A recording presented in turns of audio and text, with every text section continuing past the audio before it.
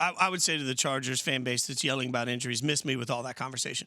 Now that we've expanded the NFL to 17 games, we see more and more of it. How many teams right now? And San Francisco becomes the outlier, and they are the outlier. But my God, they're without their best weapon offensively. They're without their first and second string quarterbacks, and they're still coming out winning football games.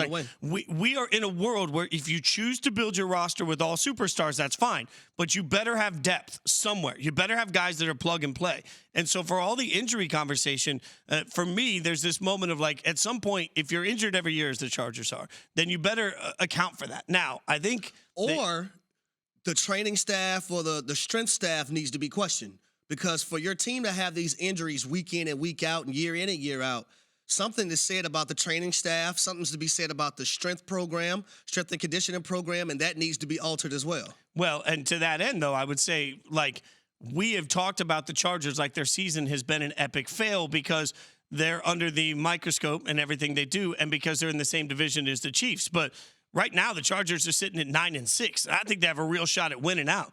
They'll end up being an 11-win football team that we've talked about like is broken for much of the year. 2 weeks to go in the season.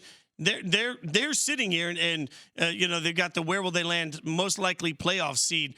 You can look at 5, 6, and 7, the Jags, Ravens, and Chiefs. When you start talking about the Chargers, to me, they have a real shot at 11 wins. They have a real shot at a Super Bowl in the sense that they are talented enough. I just don't trust the coaching staff, particularly in a Super Bowl matchup against, or in an AFC Championship matchup against, let's say, Andy Reid.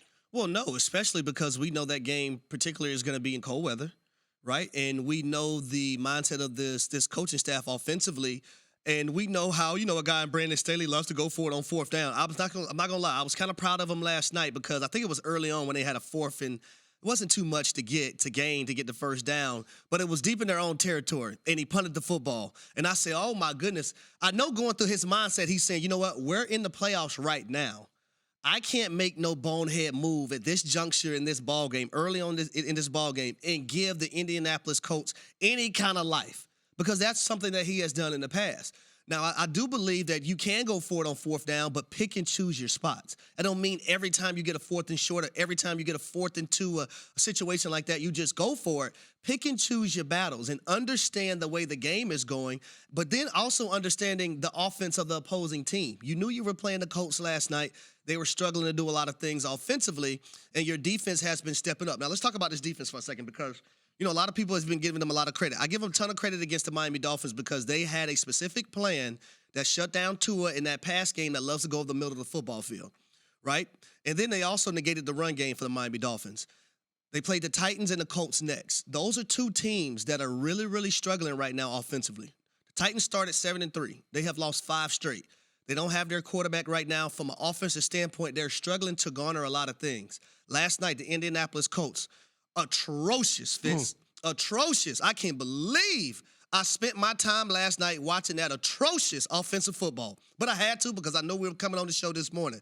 You got to, kind of consider those kind of things when you're looking at this Los Angeles Chargers defense, because it's not like they're playing high-powered offenses outside of the Miami Dolphins. The last 2 weeks, they're playing the Titans and the Colts, and two teams that are really struggling from an offensive standpoint. Well, there's a lot to break down there, and we will keep breaking it down.